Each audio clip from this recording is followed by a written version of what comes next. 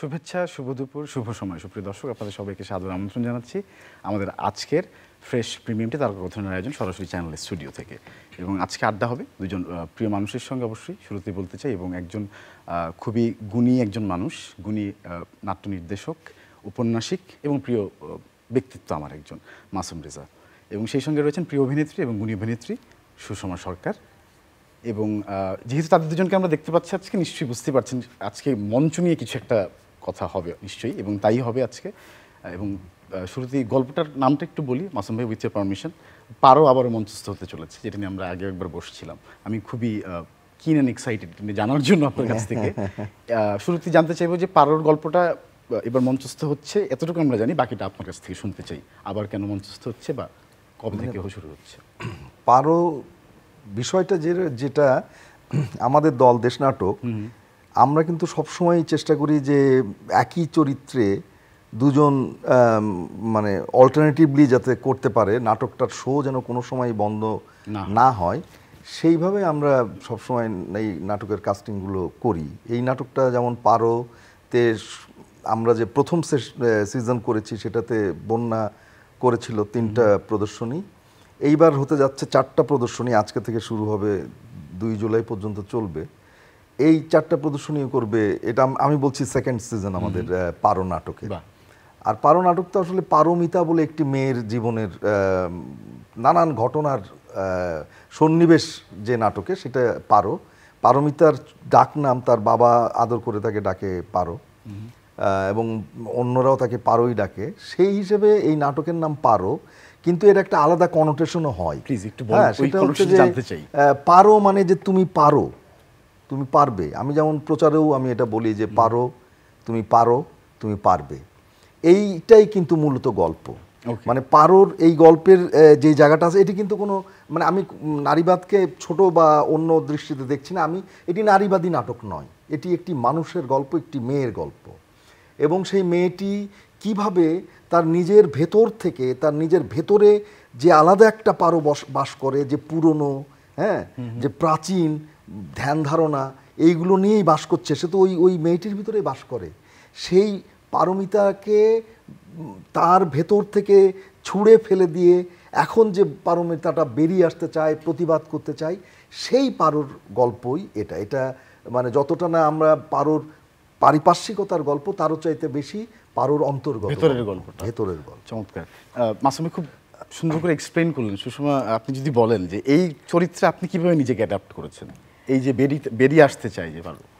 এখানে তো প্রথমত হচ্ছে আমি একাই মানে প্রায় 7টা ক্যারেক্টার করছি।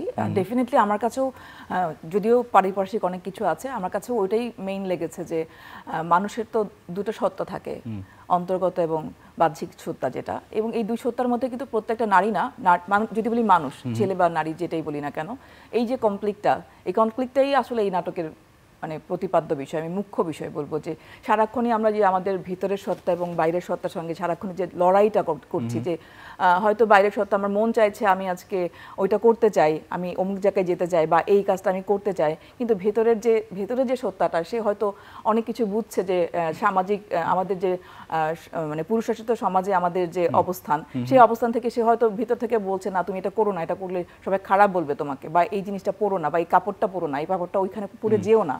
ও কিন্তু বারবার আমাকে টেনে ধরছে। তো এই যে 2 সত্তার মধ্যে যে মানে যুদ্ধটা, এই যুদ্ধটাই আসলে এই নাটকের প্রতিপাদ্য বিষয় আমি বলবো। একদম খুব রেলেভেন্ট গল্প। মাসুম ভাই, আপনি you are very famous for this. আপনি যখন গল্প বলেন তখন খুব বোল্ডলি বলেন, এবং ইট ইজ ভেরি রিলেটেবল। এবং পারো, আমি বিশ্বাস করি এরকম একটি গল্প। এবং পারোর গল্পটা লেখার আগে আপনার আসলে ফিলসফিটা কী ছিল, কেন এই গল্পটা লিখতে বসলেন, যদি জিজ্ঞেস করি আজকে? না, আসলে আমার কিন্তু বেশিরভাগ গল্পই বা আমি টেলিভিশনে লিখি, এমনকি সিনেমা বা মঞ্চ, আমি যেখানেই লিখি, আমি কিন্তু মানে আমি মানুষের ব্যাপারটা, আমার যেমন ধরেন দেশ নাটকের যদি বলি, মানুষের জন্য নাটক, এই মানুষ ব্যাপারটাকে আমার খুব বেশি জোরালো একটা বিষয় বলে মনে হয়। এবং সেই মানুষটাকে যখন আমি দেখি, তখন কোনো না কোনো ভাবে, কোনো না কোনো জায়গায় যেন একটু খুঁত থাকছে, কেউ একটু এগিয়ে, কেউ একটু পিছিয়ে। হ্যাঁ, সেটি সমাজের নানান কিছু কারণে এইরকম একটা বিভাগ বা বিভাজন দেখা যায়। এইটা আমি কখনোই একেবারেই অনেক আগে থেকে আমার কৈশোর যৌবনে আমি যখন মানে আর কি এই সমাজ নিয়ে ভাবা শুরু করেছি, লেখালেখি নিয়ে ভাবা শুরু করেছি, আমার কাছে তখন মনে হচ্ছে যে এইটা একটা বিশেষ সাবজেক্ট হওয়া উচিত। আমি আমার পক্ষ থেকে, আমার তরফ থেকে, আমার হয়ে আমি যতটুকু বলতে চাই সেটার সিংহভাগ যেন এই বিষয়েই আমি বলি। এই জন্য আমার বেশিরভাগ নাটকেই দেখা যাবে, আমার বিশেষ করে গ্রুপের নাটক জলবাসর বা সুরগাঁও বা নিত্যপুরাণ, আমি যেটাই বলি সেটাতেই কিন্তু এই সাবজেক্টটাকে আমি বেশি ডিল করার চেষ্টা, মানে ডিল করি। এটা আমার এক ধরনের সাবজেক্ট চুজিং থাকে না, যে একটা মানুষ, যেমন আমাকে যদি কেউ প্রশ্ন করে আপনি কি নিয়ে নাটক লেখেন, আমি কিন্তু মূলত নাটক নিয়ে, মানুষ নিয়ে নাটক লিখি, এবং এই মানুষের ভেতরে কার কি অবস্থান, সেই অবস্থানগুলোকে কিভাবে মেরামত করা যায়, এটা আমার খুব বেশি বলার একটা চেষ্টা থাকে। এক্স্যাক্টলি আমার বলার চেষ্টা। গতবার যেমন আমরা কথা শুরু করেছিলাম, শেষ করতে পারিনি। মাসুম ভাই, আপনি একজন খুব ভালো অবজার্ভার বটে। আপনি কি এক একটা চরিত্র অবজার্ভ করে তখন আসলে সেই স্পার্কটা আসে, বলতে পারি যে হ্যাঁ এটা নিয়ে লিখবো, এরকম মানুষ?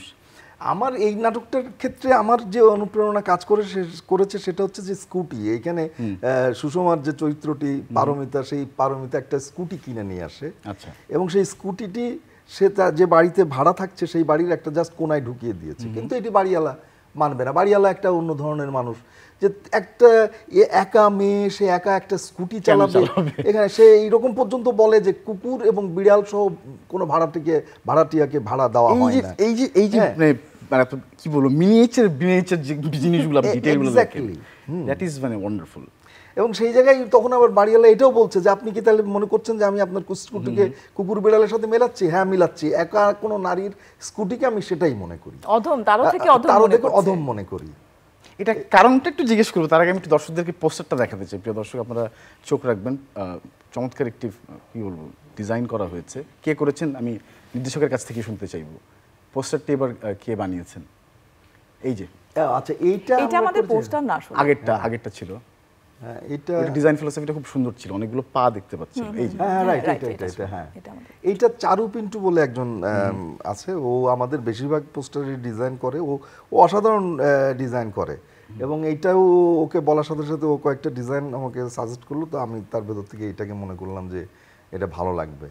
এটা কিন্তু পারসেপশনের ব্যাপার আছে এখানে, কিন্তু প্রত্যেকটা কিন্তু পুরুষের পা, কিন্তু যখনই এর সাথে একটু নুডিটি যুক্ত হচ্ছে তখনই আমরা কিন্তু জিনিসটাকে অন্য জায়গায় নিয়ে যাচ্ছি। এইটা হচ্ছে আমাদের পারসেপশন।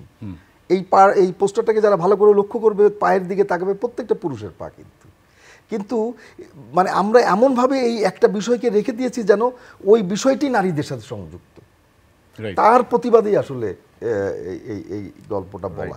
চমৎকার। অনেক প্রশ্ন করছে মাত্র, সুষমাদির কাছে একটু আসি। এই কাজটি করার ক্ষেত্রে মানে হোয়াট ইজ ইয়ার মোটিভেশন যদি জিজ্ঞেস করি? আপনি নিশ্চয়ই মাসুমিদার সঙ্গে কাজ করতে পছন্দ করবেন। না, ডেফিনেটলি। এবং আমি বলবো এটা তো ডেফিনেটলি একটা অভিনেতা বা অভিনেত্রীর জীবনে একটা বড় সুযোগ।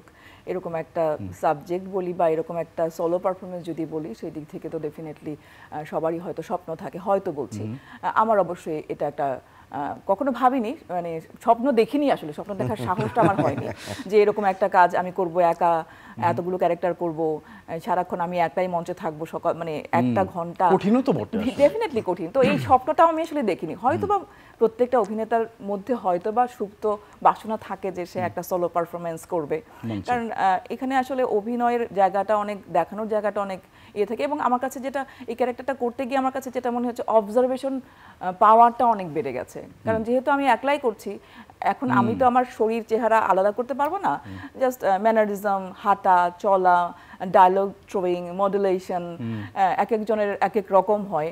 এটা করতে গিয়ে যেটা হয়েছে যে আমি যাই দেখছি, সিনেমা দেখছি, ইভেন মানুষের রাস্তায় আস্তে আস্তে, যেমন আপনি যে বলছেন আপনি কি ম্যানারিজমটা করছেন, আমি হুট করে আমার মনে হচ্ছে আচ্ছা ও যদি এরকম করে কেমন হয়। মানে এই যে বারে বারে আমার কাছে প্রত্যেকদিন একই রকম মনে হচ্ছে। সুইচটা অন করে দিয়েছেন মাসুম ভাই, কি জানেন এমন হয় যে আচ্ছা সুইচটা অন আমি করেছি সেটা ঠিক আছে, কিন্তু আমি বলতে চাচ্ছি ওর এই ক্ষেত্রে আমি সুষমাকে সত্যিই আমার দিক থেকে ওকে আমি কি বলবো, এটাকে সাধুবাদ জানাবো এই কারণে যে ও কিন্তু নিজে খুঁজে খুঁজে নিয়ে এসে আমাকে দেখাইছে যে মাসুম ভাই এটা হতে পারে কিনা, এটা হতে পারে কিনা। সারাক্ষণই আমার এখন আবার মনে হচ্ছে যে বারে বারে মনে হচ্ছে, এবং পরে মনে হলো যে না, আমাকে তো বসাতে হবে ক্যারেক্টারগুলোকে, আমার এইটা নিয়ে বেশি এক্সপেরিমেন্ট করা যাবে না এখন। এই শোগুলা করার পরে হয়তো বা আবার যখন সামনে শো করবো তখন হয়তো এই ম্যানারিজমগুলা অন্যরকম করা যায় কিনা, এই ক্যারেক্টারটা এইরকম না হয়ে এটা আসলে কেমন ক্যারেক্টার, ও কেমন করে কথা বলে, কেমন করে হাসে, কেমন করে বসে, ওই ডিটেলসগুলা করতে হয়তো অতটা জানি না, সময় খুব একটা পাইনি। এবং মঞ্চটা তো খুব মাইক্রোস্কোপিক, তাই না? অনেক ডিটেইলে কাজ করতে হয়। এক্স্যাক্টলি। এবং এখানে লাইভ লাইভ একদম হয়তো সেই, এখন একদম সবচেয়ে বড় শুধুমাত্র জায়গা। হ্যাঁ রাইট, এবং সেটা শুধু আমি একলা অভিনয় করলে তো হবে না, আমার সাথে আলো আছে, মিউজিক আছে, সেগুলো প্রপস আছে, সেট আছে, সবকিছু মিলেই আমাকে মানে সমন্বয়টা করতে হবে, Right, না হলে right. দেখা যাবে যে সেটা হলো না কিছুই। একদম আমার কাছে মনে হয় যে এই যে আমরা যেই বড় পর্দা ক্যানভাস যা দেখি সবকিছুর মানে ইনসেপশনটা আমার কাছে মঞ্চ মনে হয়, মানে আলোর খেলা সবকিছু তো ওই জায়গায় আসলে শুরু, যদি বলি ভুল হবে না একেবারে। আচ্ছা এবার একটু জিজ্ঞেস করি অন্যান্য চরিত্রগুলো যদি সম্পর্কে একটু যদি আমাদের কাছে ধারণা দেন। ওই বলুন। আচ্ছা নির্দেশক কি বললো আপনাকে? না না না, আমার মনে হয় না না, সুষমা আমার কাছে বলুক, কেন? মানে সবগুলো ক্যারেক্টারই ভীষণ ইন্টারেস্টিং, তো বেশি চ্যালেঞ্জিং লেগেছে আমার ভিতরের সত্তা যে ক্যারেক্টারটা, সেইটা আমি আসলে কিভাবে করব, সেটা তো আমিই আসলে, সেইটা থেকে এখন সে তার কথা বলা তো আমার মতোই হবে, বাট কিন্তু মঞ্চে তো আমাকে দেখাতে হবে যে দুইটা সত্তা দুই রকম, ও ভিতরের সত্তাটা ওকে ডমিনেট করছে, কি হতে পারে। তো মাসুম ভাই বললো যে তুই হয় না অনেক সময় যে বড় বোনরা বা মা অনেক সারাক্ষণ বলে এটা করবি না, ওটা করবি না, এই করবি না, সেই করবি না, cat cat cat cat cat cat করে, তো ওইটার মানে আলাদা করতে খুব সমস্যা হচ্ছিল যে কি করব। তো পরে ফাইনালি আমরা বোধহয় একটা জায়গায় কাছাকাছি পৌঁছতে পেরেছি, এবং সবগুলো ক্যারেক্টারই ভীষণ ইন্টারেস্টিং, এবং আমার কাছে যেটা মনে হচ্ছে যে এই নাটকটা যারা দেখতে আসবেন সব নারী যেহেতু নারী প্রধান গল্প, সব নারীরই কোনো না কোনো জায়গায় মিলে যাবে, আমি এই কথাটাই আসতে কোনো চাইছিলাম। না কোনো জায়গায় ডেফিনেটলি মিলবে, কারো কারো হয়তো অনেক জায়গায় মিলে যাবে, তারা এরকম পরিস্থিতির মধ্য দিয়েই কিন্তু বড় হয়েছে, এখনো হয়তো বা সেই জিনিসগুলো সে এখনো হয়তো ফেস করে। কেন করে সেটা কি আবিষ্কার করতে পেরেছেন? বিকজ অফ পুরুষতান্ত্রিক সমাজ, আমাদের সমাজ ব্যবস্থা, আর্থসামাজিক অবস্থা, সমস্ত কিছু মিলে এবং বেড়ে ওঠার মধ্যেও একটা আছে যে যখন বেড়ে ওঠে একটা শিশু যখন জন্মায় তখন তো সে শিশু, কিন্তু একটা নারী শিশু, একটা পুরুষ শিশু, যদি আমি বলি মেয়ে বা ছেলে বলছি, তখন কিন্তু ছোটবেলা থেকে আমাকে ঢুকিয়ে দেওয়া হচ্ছে তুমি পিঙ্ক পছন্দ করছো, তুমি তো ছেলে, তুমি কেন পিঙ্ক পছন্দ করছো, অথচ কালারের তো কোনো জেন্ডার নাই, হ্যাঁ, তো সেই জেন্ডারটা কিন্তু ঢুকিয়ে দেওয়া হচ্ছে যে পিঙ্ক মানে মেয়েদের, ব্লু মানে ছেলেদের, তো তখন থেকে ওই ছোট বাচ্চাটার মধ্যেই কিন্তু ওই ঢুকে যাচ্ছে যে আচ্ছা এইটা করা যাবে না, গাড়ি কেনা যাবে না কারণ আমি একটা মেয়ে, আমি গাড়ি চালাতে পারবো না, আমাকে পুতুল নিয়ে খেলতে হবে, তো ছোটবেলা থেকেই তো ওই নারী হিসেবেই ওকে গড়ে তোলা হয়, বা রান্না বান্না হাঁড়ি পাতিল দিয়ে গড়া হচ্ছে, তো সেইখান থেকে সেই যে বেড়ে ওঠা, সেখান থেকে আসলে সে একটা মানুষ হয়ে হয়তো কিন্তু উঠতে পারে অপটিমিজম না, তো বেড়েছে, আমরা তো অনেকটা কাটিয়ে উঠেছি সেই ধরনের চিন্তা করতে পেরেছি, বাট সেই যে মানুষ যেটা বলছি যে মানুষ আমি, Right. সেই জায়গা থেকে আমি কয়জন মানুষ আসলে সেই দৃষ্টিভঙ্গি থেকে আমাকে দেখে, বা আমি বা আসলে সত্যিকার অর্থে কি আমিও তো বলি যে সুবিধা তো নেই না, যে বাসে উঠেছি বলছি যে একজন ছেলেকে বলছি যে আপনি বসছেন কেন, দেখছেন না একজন মেয়ে দাঁড়িয়ে, তো তুমি সম অধিকার চাচ্ছ, আবার সে বসে থাকছে বলে তুমি আবার বলছো যে উঠছো না কেন, Wonderful, thank হ্যাঁ, you. তো বলার জন্য। এই তো এই এটা তো আমাদেরও আছে, তো তার Right. মানে আমি তো সেটা বলছি বাট আমি নিজে করছি না, তো এই আসলে এটা vice দ্বন্দ্বগুলো versa, তো দুজন রাইট, দুপক্ষ এই থেকেই দ্বন্দ্বগুলো করা তো উচিত। থেকেই যাচ্ছে। আমরা একটু পারো প্রমোশনালটা দেখাতে চাই দর্শকদেরকে, প্রিয় দর্শক চলুন দেখি। কেবল শরীর তীর তীরে আঙুল ধরা ছাড়া এগুই নিজের স্পর্শ, সেই স্পর্শ কল্পনার শেষ শিহরে চিনতে উঠে যায়, কি অনাথ সে একই অনুভূতিতে তুহিন আসে আমার স্নানের ঘরে, আমার অনাবৃত শরীরকে আমি যখন আয়নার প্রতিবিম্বে দেখি তখন তুহিন আমার পেছনে এসে দাঁড়ায়, আমার নিজের হাত নিজের স্পর্শ তখন তুহিনের হাত ও স্পর্শে পরিণত হয়।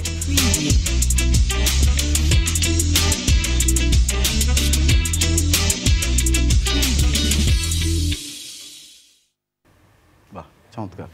এগুলো কিন্তু সব আমাদের গ্রুপের ছেলে মেয়েরাই বানায়, কিন্তু আমি মানে এটি জানতে চাইছিলাম। এগুলো সব তৈরি হয়, মানে এর প্রচারগুলো করেও আমাদেরই যারা গ্রুপের মেম্বার তারা সব মিলিয়ে এটা খুবই একটা ইন্ডিপেন্ডেন্ট, মানে গ্রুপ থিয়েটার বলতে যেটা বোঝায় সেইটাকে আমরা মানে পুরোপুরিভাবেই সেই দাবিটা মেটানোর চেষ্টা করি যে একটা গ্রুপ তার সম্পূর্ণতা থাকবে, সেটাও কিন্তু আমরা চেষ্টা করি সবসময়। রাইট, এবং সত্যি হ্যাঁ মানে এইটা খুব রিফ্রেশিং লাগলো আমার কাছে আইডিয়াটা, এই যে একটা মঞ্চস্থ হবে যে নাটক, সেই নাটকের প্রমোশনাল নিউ থিং, এবং কিছু করার নাই, ডিজিটাল যুগ, হ্যাঁ সেই বলছি, মানে অ্যাডাপ্টেশন কিন্তু হচ্ছে Right, এখানে, হ্যাঁ। সেটাই বলছি। এবং কোথায় কোথায় হচ্ছে মাসুম ভাই যদি একটু বলেন, 4টা শো দেখলাম আমরা, কিন্তু আমরা অফিসিয়ালি 3টা শোর কথা জানি, আপনি আজকে দর্শক না, এটা 4টা শোই হবে আমাদের, একটা শো জাস্ট আমাদের গ্রুপের জন্য ডেডিকেট করেছি আমরা, যে আমাদের গ্রুপের যারা মেম্বার্স তাদের ফ্যামিলি এরা দেখার সুযোগ পায় না কিন্তু ওইভাবে, হ্যাঁ, তারা সবাই মিলে এসে দেখবো, কারণ ওই দিন আমাদের দলের প্রতিষ্ঠা বার্ষিকী, আমরা প্রায় আমাদের 37 বছর পার হয়ে গেল, 38-এ পা রাখবো দেশ নাটক, এবং এই নাটকটা হবে স্টুডিও থিয়েটারে শিল্পকলা একাডেমির, প্রতিদিনের শো, 4 দিনেরই শো হবে ঠিক 7:15 মানে 7:15 রাইট, ওকে, নিশ্চয়ই। আচ্ছা, আমি একটু যোগ করতে পারি ওর সাথে। আমার কাছে একটা জিনিস মনে হয় কি, যে কিছুদিন আগেও কিন্তু এটা চলে, সোশ্যাল প্রেশার কিন্তু একটা অনেক বড় ব্যাপার। সেটা হচ্ছে যে যেমন ধরা যাক, এই যে মেয়েরা জিন্স প্যান্ট পরলে এবং টি শার্ট পরে বাইরে আসলে ভূমিকম্প হয়, এটা বলে কিন্তু নানান কিছু বলা হয়। এরকম একটা সোশ্যাল প্রেশার, স্টিগমা, ডগম্যাটিজম, এইগুলোকে দিয়েও কিন্তু আমরা আমাদের এই বিভাজনটাকে রাখি। আমি এটাকে পরিপূর্ণভাবে অস্বীকার করি। সেই ব্যাপারটা আমি কিন্তু আমার টেলিভিশন নাটকের ক্ষেত্রেও, ইনফ্যাক্ট এখন আমি যে নাটকটা নিয়ে কাজ করছি সেখানেও কিন্তু আমি এইটাকে বলার চেষ্টা করি যে শুধুমাত্র তুমি বাইরে আসতে পারবে, আমি বাইরে আসতে পারবো না, এই বিভাজন করে কোনোদিন একটা সোসাইটি চলতে পারে না। আমার এই নাটকেও কিন্তু আমি সেটাই বলার চেষ্টা করেছি। রাইট, ওফ, চমৎকার, সেটাই বলছি। এবং এই জায়গাটা, এই ক্যানভাসটা তো নিশ্চয়ই এখন একটু এক্সটেন্ডেড হচ্ছে। আমি শুনেছি যে আপনি কি বলে সিরিজ করছেন ওটিটিতে, এটা শুনে আমি ভীষণ খুশি হয়েছি। এবং আমি একটু জানতে চাইব এই ফাঁকে যে সিরিজে আমরা পাচ্ছি কিনা আপনাকে নির্দেশক হিসেবে। আমি শুনেছি আপনি ডাইরেকশন দিচ্ছেন, ইজ ইট ট্রু? আমি চেষ্টা করছি, মানে একটু পরেই আমরা, আচ্ছা, যখন আসবে তখন বলবেন। অবশ্যই, হ্যাঁ। আমরা কিন্তু চাই আপনি আসেন, তখন দেখা যাবে। তারপর আমরা চাই আপনি আসেন এবং আপনার গল্পগুলো ওটিটিতে আসুক। কারণ ওটিটিতে এক ধরনের গল্প, বা এক ধরন না, একই কি বলবো, একটা জনরা ঠিক না, মানে তরুণরা কাজ করছে ম্যাক্সিমামই, কিন্তু একটু ডিপ ফিলসফি বা ডিপ ফিলসফিক্যাল গল্প নিয়ে কাজ করা খুব কম হচ্ছে মনে হচ্ছে, বেশি। এক্স্যাক্টলি, যেটা হচ্ছে ওটিটিতে আমার কাছে মনে হচ্ছে, এতে কোনো ত্রুটি বা দোষ দেখি না আমি, যে যেন একটা খুব মানে পার্টিকুলার জনরাকে আমরা ফলো করার চেষ্টা করছি। একটু ক্রাইম থাকবে, একটু গোরি হতে হবে, হ্যাঁ, এবং এটা এখানে ইনভেস্টিগেশন থাকতে হবে, মার্ডার থাকতে হবে, এই জাতীয় যে বিষয়গুলো হচ্ছে সেটা বোধহয় আমরা একটু বেশি করে ফেলছি আমার কাছে মনে হচ্ছে। এই জন্য আমি যে নাটকটা করছি, এটা আমার মানে পে অফ লাইনই থাকবে যে জনরা বদলের নাটক। এই যে হয়ে গেল, সেটি আপনার গল্পটা খুব রিফ্রেশিং হবে আমি বিশ্বাস করি। আপনি আসেন, আমাদের সামনে আসেন ওটিটিতে, we want to watch that series of yours. এবং এবার একটু আসি, পারোর কাছে আসি। পারোর গল্প নিয়ে কথা বলতে অনেক কিছু জিজ্ঞেস করে ফেললাম, সুষমাদি অনেক কিছু বলেও ফেললো, কিন্তু এই যে ছোট ছোট বিষয়গুলো, তো নিজে যখন কাজ করতে গেছেন, যখন চরিত্রায়ন করতে গেছেন, তখন কি মনে হয়েছে যে এই জায়গাটা আসলে আমি বলছি, মানে আপনি যে আমি? ডেফিনেটলি, ওই তো বললাম না যে এইটা, মানে এই ঘটনাগুলো প্রত্যেকটা নারীর জীবনে ঘটেছে এবং আমিও রিলেট করতে পেরেছি। আচ্ছা, এটা তো আমার জীবনে ঘটেছে, আমি তো এরকমই করেছি, এবং আমি তো সত্যি কাউকে বলিনি। এই টাচগুলো, ব্যাড টাচগুলো তো আমার জীবনে ছোটবেলায় হয়েছে, বাট আমি সত্যি কথা আমি আমার মাকে বলতে পারিনি, কারণ সেটা আমার খুব ক্লোজ, মানে আমার খুব ক্লোজ রিলেটিভ দ্বারাই আমি হয়েছি। তো এই যে আমার কাছে অনেকগুলো জায়গায় আমার কাছে মিলেছে আমার সাথে, তো দর্শকদেরও ডেফিনেটলি মিলবে। I want to know if that's a মানে ইমোশনাল মোমেন্ট আপনার জন্য, যখন আপনি রিয়েলাইজ করেন? অবশ্যই, কারণ আমি বলতে পারিনি, তো আমি সত্যি বলতে পারিনি। ওই ভিতরে আমি হয়তো বলতে দেয়নি, বা আমি হয়তো সেটা বুঝতাম না ভিতরে আমি বসবাস করে কিনা, বাট আমি সত্যি বলতে পারিনি। অনেক ইভেন এখনো আমি বলতে পারিনি। আমার মনে হয় যে সুষমা অনেক ফিল করে, কারণ আমি ছোট্ট উদাহরণ দিই। ওকে আমি বললাম যে ওই যখন ওর হাজবেন্ডের সাথে একটা ঝগড়া হচ্ছে, এবং ঝগড়া শেষে ওর হাজবেন্ড ওকে বলছে, আচ্ছা ঠিক আছে আসো, হাক দিই, তুমি হাক চেয়েছিলে। ও তখন বলে লাগবে না। আমি বললাম যে লাগবে না বলার পরে তুই 2-3 সেকেন্ড সময় নিয়ে কাঁদ। আমার কাছে মনে হচ্ছে যে ওই কান্নাটা এবং ওই সাইলেন্সটা খুব জরুরি ওইখানে, এবং ওর সঙ্গে সঙ্গে সেটাকে কিন্তু মানে ওর ভেতর থেকে জিনিসটা এমনি আসছে। আমি বুঝছি যে ওর চরিত্রের সাথে মিশছে, সেই জায়গাটা খুবই খুবই অ্যাক্ট করে ওই জায়গাটাতে। আরেকটা বিষয় আমার কাছে মনে হয় যে মানে তুমি করতে পারবে, কিন্তু তুমি বলতে পারবে না, তুমি লুকাবে। তোমাকে কিন্তু শেখাচ্ছে, তুমি আচ্ছা করেছো, ঠিক আছে করতে পারো, কোনো সমস্যা নাই, বাট তুমি বলছো কেন আমাকে? বলার দরকার নাই, মানে তার মানে তুমি লুকিয়ে করো, এটা কোনো প্রবলেম নাই, বললে প্রবলেম। এই যে দ্বৈত, হাজব্যান্ডের যে দ্বৈত সত্তা, এটাও একটা আমার কাছে অন্যরকম একটা বিষয়। আসলেই তো যে আমরা তো লুকিয়ে লুকিয়ে অনেক কিছু করছি, যখনই আমরা ফোকাস হয়ে যাচ্ছি, ও আচ্ছা ও এটা করেছে, ছি ছি ছি ছি, কিন্তু সবাই করে। কিন্তু এটা কি ইম্পোস্টার সিনড্রোম বলে কিনা আমি জানি না, আমি মানে কোন সোশ্যাল টার্মস দিয়ে এটাকে বোঝার চেষ্টা করবো না। এটা আমার একান্ত নিজের ফিলিংস, ও সেই ফিল করে করছে, সেটা আমার মনে হয় খুবই মানবিক একটা জায়গা থেকেই দেখেছি আমি ব্যাপারটাকে। এবং এবারও নিশ্চয়ই আপনার ওই পেছনে ইচ্ছাটা আছে যে সমাজের গল্পটা বলা, মঞ্চায়ন করা, এই গল্পটার মধ্যে বোঝানো যে এক্স্যাক্টলি। আমি একটা কথা বলেছি, কিন্তু আমার প্রচারণার সময় আমি বলেছি যে পারো আসলে মঞ্চময় একটা আয়না, যে আয়নায় আপনি মানে সবাই, পুরুষ নারী সবাই আপনার কৈশোর, যৌবন এবং জীবনকে দেখতে পাবেন। প্রত্যেকে ওইটা দেখে ও হয়তো অভিনয় করছে, কিন্তু ও কিন্তু যার সাথে দাঁড়িয়ে অভিনয় করছে তার সাথে হয়তো কেউ না কেউ রিলেট করতে পারবে। সেই জায়গাগুলো মানে কল্পনায় তার সামনে যে সংলাপ দিচ্ছে সেইগুলো একান্তভাবেই আমি মনে করি সবাই রিলেট করতে পারবে। এই নাটকের মনে হয় সেই জায়গাটায় যদি সাফল্যের কথা আমরা বলি ওই জায়গায় যেই দাঁড়াবে। এবং মঞ্চে আরো ব্যাপারটা অনেক লাইভলি আসলে, হ্যাঁ, গল্প বলার বিষয়টা 3 ডাইমেনশনের ব্যাপার তো। হ্যাঁ একদম। এবং একটা খুব গুরুত্বপূর্ণ কথা ভুলে গেলাম, যাই হোক আমি বলছি সেটি। তার আগে একটু জিজ্ঞেস করতে চাই যে এই যে 7 জনের চরিত্রকে ফুটিয়ে তোলা মঞ্চে সুষমা যেটি করেছেন এই গল্পে, এবং 7টি আলাদা আলাদা চরিত্রকে ফুটানো এই একই জায়গায় একই মঞ্চে, এই যে যখন দর্শকরা বসে থাকেন এই যে লাইভ রিয়াকশনসগুলো তখন যে হয়, আমি এটা কৌতূহল থেকে জিজ্ঞেস করছি একদম নিতান্তই, ডাজ ইট এফেক্টস ইউ যখন? আমি এখনো তো করিনি মঞ্চ সেটাই, করব okay, এটা। okay. মহড়ার কথা যদি জিজ্ঞেস হ্যাঁ করি। ঠিক আছে, এইটা একটা বিষয়। আর আমার কাছে এটা করতে গিয়ে যেটা মনে হচ্ছে যে এটা খুব টাফ জব, কারণ হচ্ছে আরেকটা ক্যারেক্টার আমি দেখছি মানে ও তো সামনে করছে, হ্যাঁ সামনে করছে, বাট সে তো মানে ভিজুয়াল না, সে ইনভিজুয়াল। বাট আমি যখন এই ক্যারেক্টার থেকে এই ইমোশন থেকে যে আমি কাঁদছি, পরবর্তীতে আরেকজন যে রিয়াকশন দিচ্ছে বা সে কিন্তু আবার রাগে আছে, এই ইমোশন ছেড়ে আমি আবার ওই ইমোশনে যাওয়ার জায়গাটা কিন্তু খুবই কম। তো ওই জায়গাতে যেতে আমার প্রথম দিকে খুব, এখনো আমি পারছি না, মনে হচ্ছে যে আচ্ছা এই ইমোশন থেকে বের হয়ে আবার আরেকটা ইমোশন ক্যারি করে আবার ওই ক্যারেক্টারটা হয়ে আবার একে কাউন্টার দেওয়া, এই জিনিসগুলো করতে খুবই মানে আমার কাছে খুব চ্যালেঞ্জিং মনে হচ্ছে ওই জায়গাটুকু। একটা কথা হচ্ছে যে আমি ওই ক্যারেক্টার হয়ে গেলাম, ওই ক্যারেক্টার হয়ে আমি বিচরণ করছি, এটা আলাদা ইস্যু, সেটা অনেকক্ষণ ধরে আমি ওই ক্যারেক্টার হয়ে আছি।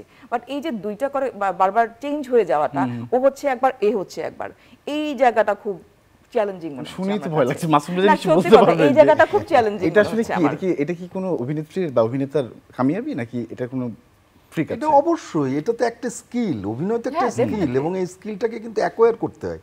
ইট ইজ নট দ্যাট যে আমি চলে গেলাম এবং সেই অ্যাকোয়ার করার জন্য কিন্তু আমাকে অনেক প্র্যাকটিস করতে হয়। আমি জানি যে সুষমা অন্যান্য মিডিয়াতে বিভিন্ন নাটকের শুটিংয়ে থাকতে কিন্তু কখনো ওর ভেতর থেকে এটা বার হচ্ছে না, কিন্তু ও এটার ভেতরেই আছে, এবং এটা একটা কিন্তু বিল্ট ইন প্রসেস। কিন্তু একজন অভিনেতার জন্য এটা কিন্তু বিল্ট ইন প্রসেস, এটাই হতে হবে। না হলে কিন্তু সে শুধুমাত্র রিহার্সালে তার চরিত্রকে গঠন করে না, কিন্তু সমগ্র সময় ধরে সে যতটা সময় এটার সাথে থাকছে সমস্তটা সময় জুড়ে কিন্তু তার ভিতরে এটা কাজ করে। সুষমার ব্যাপারে আমি এটাই বলবো, বা আমাদের এর আগে যিনি করেছিলেন বন্যা মির্জা, বা আমাদের দলের অন্যান্য যারা আছেন তাদের ব্যাপারে আমি একটাই বলবো যে সিনসিয়ারিটিটা তাদের ভীষণ পরিমাণে আমি এনজয় করি। যেমন সুষমা কেন আজকে এইরকম একটা জায়গায় এসে এইরকম একটা ক্যারেক্টার করছে, কারণ তার যেমন জলবাসন নাটক যখন আমরা করছিলাম, জলবাসন নাটকে অনেক কষ্ট করে অনেক করে সেই রিহার্সাল থেকে, এবারও তো দুই দিন রিহার্সাল করছে, সেই পুবাইল থেকে মামুনুর রশিদের একটা নাটক বোধ হয়, তাই না? ওই নাটক থেকে সে ওখানে শেষ করে পুবাইল থেকে এসে এখানে সে রিহার্সাল ধরছে। সেই যে জায়গা, এই জায়গাটা কিন্তু অনেক বড় ব্যাপার থিয়েটার কর্মীদের জন্য। তো সেইগুলোর যে থাকে সেইটাই কিন্তু তাকে মূলত শিল্পী বানিয়ে তোলে এবং তার চরিত্রটার ভিতরে ঢোকার জন্য তাকে সাহায্য করে, ইনভলভমেন্টটা। রাইট। এবং মাসুম ভাইকে বলছিলাম যে কয়েকদিন থেকে মানে স্বপ্ন দেখছি যে একটা ডায়লগ আমি বলছি কিন্তু আমার হচ্ছে না, আমাকে বুঝতে পারছি আপনি একটা ঘরের মধ্যে বলছে যে আমি লিটারালি সারা রাত ওই ছাদের মধ্যে, একটা ছাদের মধ্যে আমাদের পারো রিহার্সাল হচ্ছে, বাবু ভাই ছিল, বাবু ভাই আমাকে বলতেছে যে তুই কি বলছিস, মানে প্রথম ডায়লগটা আমার হচ্ছে না, বলে হচ্ছে না, এবং সারাক্ষণ আমি ট্রাই করে যাচ্ছি, হচ্ছে না আমার। ওটা দেখে আমার ঘুম ভেঙে গেছে, যেটা কি দেখলাম তার মানে হবে আর কি, অসুবিধা নেই, তার মানে একটা বাজে অবস্থা। এবং হ্যাঁ, মাসুম ভাই নির্দেশনার জায়গায় যদি একটু আসি, মাসুম ভাইয়ের নির্দেশনায় কাজ করার একটা অভিজ্ঞতা নিশ্চয়ই হবে, এবং মহড়া তো হয়েছে। মাসুম ভাইয়ের সাথে কাজ মানে অনেক কাজ করেছি, এটা আরেকটা কাজ, এটা একটা ডিফারেন্ট কাজ। সেই জায়গাটা কেমন আসলে আমি খুব জানতে ইচ্ছে করে। মাসুম ভাই খুব ফ্রেন্ডলি। মাসুম ভাই অন্যদের মতো অনেক কি বলবো, অন্য ডিরেক্টরকে যেরকম ভয় পাই আমরা, জানি না মাসুম ভাই রাগ করতে পারে না, এই জন্য আমার খুব রাগ লাগে, কেন রাগ করতে পারে না, কারণ রাগ করা উচিত এবং চাপিয়ে দেওয়ার যে ব্যাপারটা সেটাও আসলে ডিরেক্টরে থাকা উচিত। তাহলে কি হয়, এই যে আমরা তো ছুটে ছুটে যাওয়ার চেষ্টা করি, আমরা ফাঁকি মারার চেষ্টা করি, কিন্তু ডিরেক্টর যদি একটু কড়া হয় তখন একটু ভয় পাই, ভয়ের জন্যই হয়তো বা আমরা করি। বাট ওইটাও আমি বলবো প্লাস পয়েন্ট, যেহেতু ফ্রেন্ডলি ব্যাপারটা থাকে, যার কারণে হয়তো আমি যে আমি এটা ভেবেছি, এটা বলার সাহস হয়তো আমি পাচ্ছি। বাট যদি অনেক বেশি রাগী হয় তখন দেখা যাবে বলাই আচ্ছা, হবে না। আমি বলবো এটা, আমি আবার এটা এত মাতব্বরি কি করা যাবে? তো ওই জায়গাগুলো মনে হয় যে তো মাসুম ভাই যে positive কোনো দিক। মাতব্বরি আর কি মানে পজিটিভলি অ্যাকসেপ্ট করেন আর কি, যে কোনো না, অভিনয়। ওইটা আমি তো যুক্তি সেটাই থাকতে চেষ্টা হবে, করি। ডেফিনেটলি যুক্তি থাকতে হবে। আমি তো তাকে দিয়ে যে তুমি তোমারটা বিল্ড আপ করো। আমার যে জায়গায় মনে হচ্ছে যে না এটা দরকারই নাই, যেমন মানে আমি হয়তো খুবই মানে রাগারাগি করি না, কিন্তু আমি যদি খুব ছাড় দিই তাও না কিন্তু। আচ্ছা। যেমন ও একটা জুতো পরে ইয়েটা করতে হবে, কস্টিউমে একটা জুতো আছে ওর, এখন ওর মনে হয়েছে জুতোটা পরলে ও কমফোর্টেবল হবে না, ওর হবে ও হবে, বারবার করে মাসুম ভাই খালি ও শুধু ওই জায়গায় জুতোটা পরি আর বাকিটাকে জুতো না পরি করে। এমন না, এটা একটা কস্টিউমের অংশ এবং এই জুতোটা তোমাকে পরতে হবে। এবং এই জায়গাটা তো আপনি দেখছেন মাসুম ভাই, আমি যতটুকু জানি right. কস্টিউমের ব্যাপারটা না, নিশ্চয়ই কস্টিউমটা বন্যা বন্যা করেছে। করেছে। আমাদের বন্যা এই কস্টিউম Okay. ডিজাইনার, তো ফলে তাকে ওই জায়গায় কিন্তু আমি ছাড় দিই না, আমি হেসেই বলেছি না রে এটা তোকে পড়তেই হবে। কিন্তু বলেছেন তো। বলেছে, ওটাই তো বললাম।